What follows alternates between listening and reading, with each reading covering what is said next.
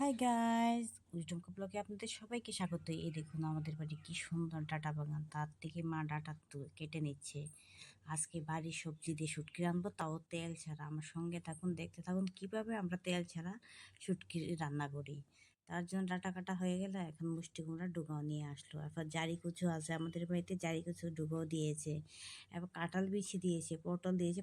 পটলটা ছিল বাজারের কেনা, আর সবগুলি আমাদের ঘরের। আর দেখেছেন খুব সুন্দর করে সবজিগুলি ধুয়ে তার মধ্যে শুটকিও রেখে দেওয়া হলো, বাঁশপাতি শুটকি। আর পেঁয়াজ, রসুন, কাঁচা লঙ্কা এটি গ্রাইন্ডার মেশিনে নিয়ে দিল গ্রাইন্ড করার জন্য।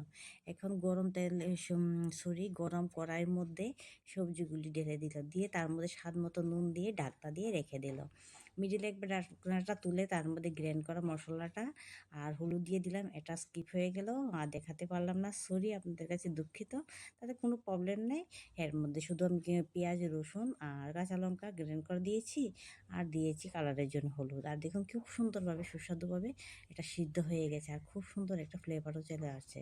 যারা যারা তেল খেতে ভালোবাসেন না তারা এইভাবে রান্না করবেন, শুটকি তরকারি খেতে তো দারুণ লাগে। এই দেখুন রেডি হয়ে গেল। রেসিপিটা কেমন লাগলো কমেন্ট করে কিন্তু জানাতে ভুলবেন না। আমার তো খেতে খুব ভালো লেগেছে। আপনারা যারা করে খান অবশ্যই করে খাবেন, আর লাইক কমেন্ট শেয়ার করবেন, আর যারা নতুন আছেন সাবস্ক্রাইব করে রেখে দেবেন সুন্দর সুন্দর ভিডিও।